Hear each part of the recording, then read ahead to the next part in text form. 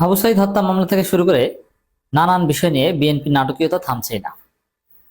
অসম্ভব নাটকীয়তা করছে বিএনপি সরকার। দর্শক, বিএনপি ভালো কাজ করলেও তার পেছনে দুর্বিসন্ধি আছে। ভালো কাজ করে ইল ইন্টেনশন থেকে, খারাপ উদ্দেশ্য থেকে। দর্শক, বেশ কিছু ভালো কাজ বিএনপি করেছে, যেমন আওয়ামী লীগ নিষিদ্ধ বিল, সন্ত্রাস বিরোধী আইন নিষিদ্ধ, সন্ত্রাস বিরোধী আইন সংশোধনী আকারে সংসদে পাশ করেছে, যার ফলে আওয়ামী লীগ সংসদের আইন দ্বারা এখন নিষিদ্ধ। এটা তো ভালো কাজ, কিন্তু এই ভালো কাজের পেছনে বিএনপির ধান্দা আছে। এবং ভালো কাজের টাইমিংটা বিএনপি এমনভাবে সেট করে যাতে তাদের ধান্দা পূরণ করা যায়। আপনারা জানেন যে আবু সাইদ হত্যা মামলার রায় হয়েছে। আবু সাইদ ছিল আমাদের 24 বিপ্লবের আইকনিক ফিগার, সবচেয়ে গুরুত্বপূর্ণ ফিগার। এই আবু সাইদকে বিভিন্নভাবে ধামাচাপা দেওয়ার চেষ্টা হয়েছে, কিন্তু পারেনি। এটা অনিবার্য, তারেক রহমানকেও আবু সাইদের কবর জিয়ারত করতে হয়। এবং এই আবু সাইদ, তিনি কিন্তু শিবির করতেন, এবং আবু সাইদের পরিবার এখনো জামাত।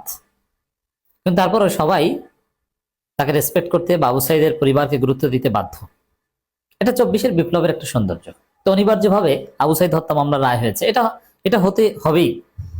এতে বিএনপির কোনো ক্রেডিট না। যে না, বিএনপি অনেকে বলছে যে বিএনপি সরকার এসেছে, দেখেছেন আবু সাইদ হত্যা মামলার রায় হয়ে গেছে। আরে ভাই, রায় তো এতদিনে কার্যকর হওয়ার কথা ছিল।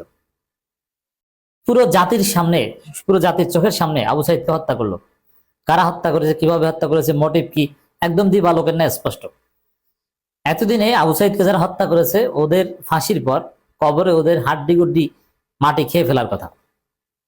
যাই হোক, দেরিতে হলো রায় হয়েছে, এবং এই বিচারের সমস্ত অগ্রগতি ইউনূসের আমলে হয়েছিল। এখানে বিএনপির কোনো ক্রেডিট নেই।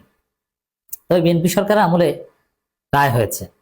বিএনপি যতটুকু করেছে এটা আবার নেগেটিভ। বিএনপি সরকার আদালতে নগ্নভাবে হস্তক্ষেপ করে, এতে কোনো সন্দেহ নেই।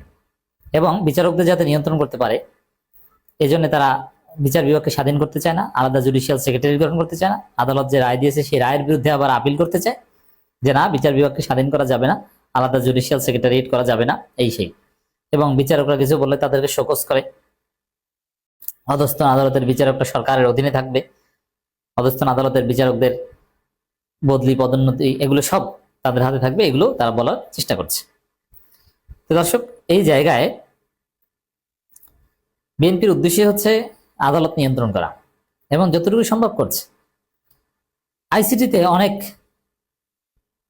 মামলার রায় পিছিয়ে দেওয়া হয়েছে। ইউনূস সরকার ক্ষমতা থাকলে এতদিন স্বাভাবিক প্রক্রিয়া অনেক রায় হতো, কিন্তু বিএনপি তাদের রাজনৈতিক ক্ষমতা ব্যবহার করে সালাউদ্দিন আসাদুজ্জামানদের চাপ প্রয়োগ করে অনেক রায় পিছিয়ে দিয়েছে। আবু সাইদ হত্যা মামলার রায় আগেই হওয়ার কথা ছিল, হয়েছে। কিন্তু এখানে ঘটনাটা কি ঘটেছে, যেহেতু রায় কবে হবে, কি পিছিয়ে দেওয়া, অনেক কিছুতেই বিএনপি সরকার আদালতে হস্তক্ষেপ করে, এবং তার প্রকাশ্যভাবে আদালত নিয়ন্ত্রণ করতে চায়। এই জায়গায়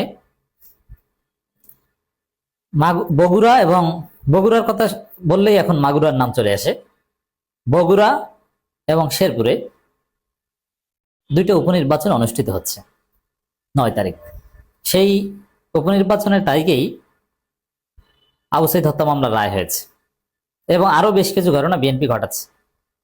ওসমান হাদির এক হত্যাকারীর 10 বছর কারাদণ্ড হয়েছে অস্ত্র আইনের মামলায়।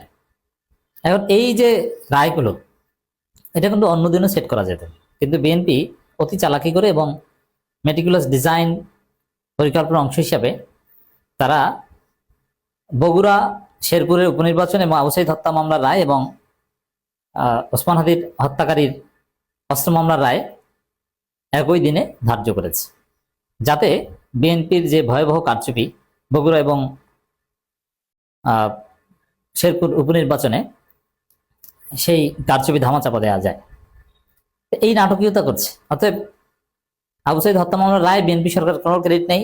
ধন্যবাদ পিএম বলার কোনো সুযোগ নেই, ধন্যবাদ পিএম ভাইয়া এটা বলার কোনো সুযোগ নেই।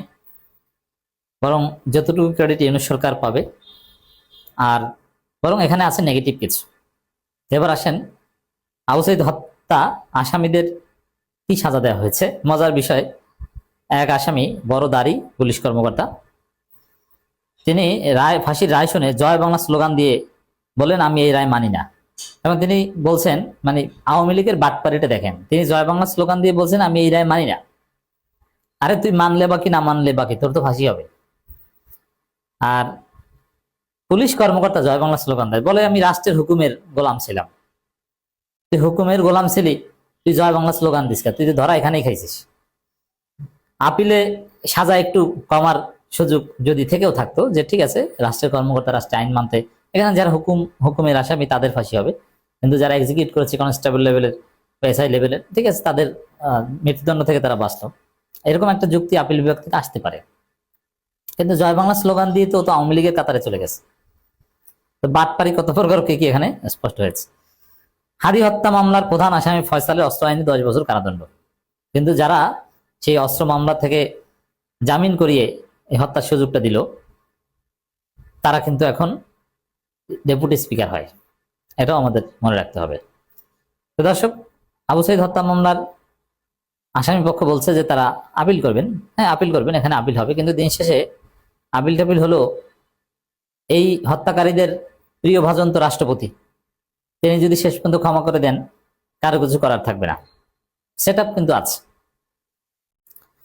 জুলাই গণঅভ্যুত্থানে প্রথম শহীদ বেগম রোকেয়া বিশ্ববিদ্যালয়ের ইংরেজি বিভাগের শিক্ষার্থী আবু সাইদ হত্যার কারণে মানবতা বিরোধী অপরাধ মামলায় এসআই আমির হোসেন ও কনস্টেবল সুজন চন্দ্র রায়ের মৃত্যুদণ্ড দিয়েছে আদালত।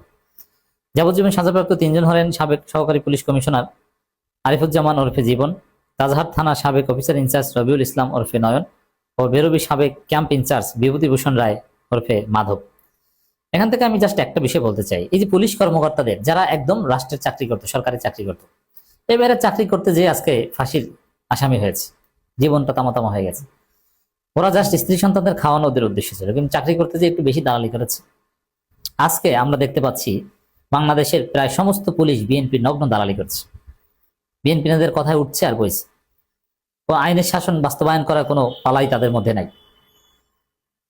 তো দর্শক, এই যে নোংরা দালালি, আপনি পুলিশ, আপনি বিএনপির দালালি করছেন, আপনি দেখেন এখান থেকে এই দালালি করতে যে, চাকরি করতে যে এখন ফাঁসির আসামি।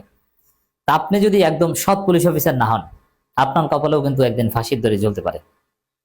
তো এখান থেকে এটি শিক্ষা হচ্ছে যে পুলিশদের জন্য শিক্ষা, যে মাইটটা খেয়েছে পুলিশ জুলাই আগস্ট আন্দোলনে, অনেক পুলিশ হত্যাকাণ্ডের শিকার হয়েছে, অনেক পুলিশকে মেরে ঝুলিয়ে রাখা হয়েছে, তারপরেও এই পুলিশ শিক্ষা হলো না। সেই পুলিশ আগের মতোই দলবাজি করছে, আগের মতোই দালালি করছে, অন্যায় করছে। কবে শিক্ষা হবে? এখান থেকে একটা শিক্ষা নেন।